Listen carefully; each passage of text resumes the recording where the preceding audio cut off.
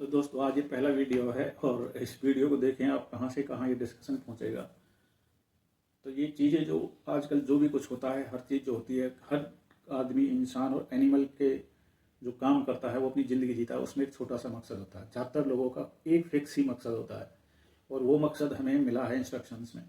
वो इंस्ट्रक्शन सभी के पास हैं, आपको पता नहीं है, लेकिन आप अनइंटेंशनली, अननोइंगली उन्हीं इंस्ट्रक्शंस का पालन करते हैं और हर चीज़ बस उसी पे चल रही है। और इस वजह से हमारा जो माइक्रो वर्ल्ड है वो बहुत एक टाइनी वर्ल्ड प्रतीत होता है। अब मैं आपको सबसे पहले बताऊं कि कैसे जो एकदम नॉन लिविंग केमिकल्स थे, कुछ जैसे मीथेन है, अमोनिया है, हाइड्रोजन है, वो सब मिले और एबायोटिक सिंथेसिस हुई और कैसे वो सब शुगर बन गए, न्यूक्लियोटाइड्स बन गए, फिर बेसिस बन गए, बेसिस जुड़ के फिर हमारे आरएनए बन गए, फिर प्रोकैरियोट्स बन गए, फिर यूकैरियोट्स बन गए, फिर डीएनए बन गए और मल्टी सेलुलर बन गए और उन्हीं से कैसे हमारे डीएनए, जीन और क्रोमोसोम डेवलप हुए। और आज वही हमारा डीएनए है जो हमको लगभग हर चीज़ हम कर रहे हैं जो उसी से प्रेरित है। और उसमें जो इंस्ट्रक्शंस है कैसे हमारी हर चीज़ और इस दुनिया की लगभग लिविंग चीज़ें जितनी उसकी हर चीज़ उनके डीएनए के आसपास से रिवॉल्व करती है।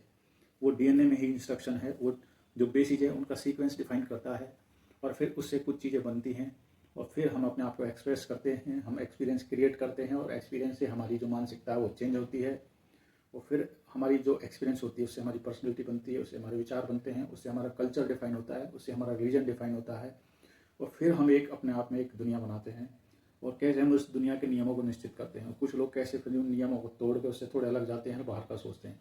ये बहुत ही आश्चर्यजनक चीज़ें हैं। अगर आपसे कोई कहे कि दुनिया के जो वंडर्स हैं, इजिप्ट के पिरामिड हैं, बहुत सारी ऐसी बिल्डिंग्स हैं जो इम्पॉसिबल हैं, आज भी मॉडर्न जो हमारी स्किल्स और जो कॉन्सेप्ट है उनको एक्सप्लेन कर पाना बहुत ही मुश्किल है। और आप देखेंगे जबकि हिस्ट्री टीवी चैनल पे जो मीम वगैरह बनते हैं वो ये आउटवर्ल्ड चीज़ें हैं, तो कई बार लोग हंसते हैं क्योंकि हमारी जो मेंटलिटी है वो फर्मनेस, फैक्ट्स और साइंस पे अभी बहुत ज़्यादा आधारित है।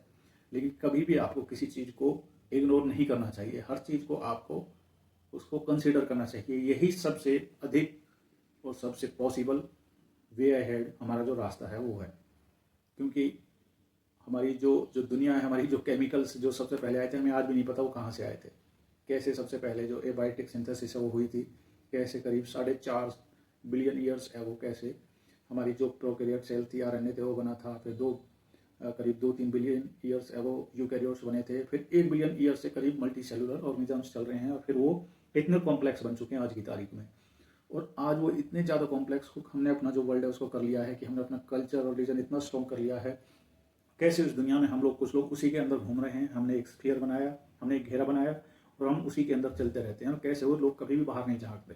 और कैसे कुछ लोग उस स्फीयर से बाहर निकल के देखते हैं कि ये जो दुनिया है हमारी लिविंग बींग्स की, ये कितनी छोटी है और ये कितने छोटे कॉन्सेप्ट पे काम करती है। हम इससे बाहर कभी झाँक कर देखते ही नहीं है। और जो कॉन्सेप्ट हैं, बहुत सारी छोटी चीज़ें हैं, जो बहुत सारी चीज़ें जो हमें बड़ी प्रतीत होती हैं, वो कैसे इस दुनिया में बहुत ही ज़्यादा छोटी हैं जब हम उनको पूरे पूरे बड़े स्केल पे हम रख के उनको समझते हैं।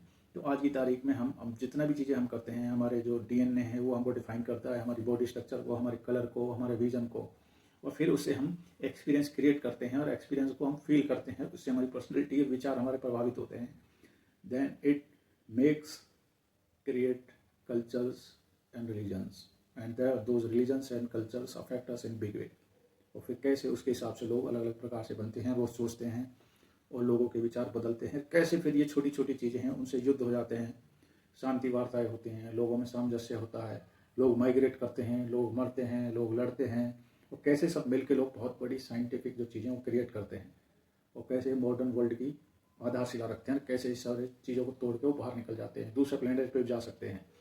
आप जब महसूस करोगे, देखोगे कैसे एक छोटे से डीएनए से हर चीज़ शुरुआत होती है। और हमारी ज़्यादातर चीज़ें, चाहे मेंढक हो, चाहे सांप हो, चाहे अजगर हो, कोई भी हो, डायनासोर हो या हम हैं, हर चीज़ हम डीएनए के आसपास जो है वही हमारा मकसद है, वही हमारा मकसद डिफाइन करता है।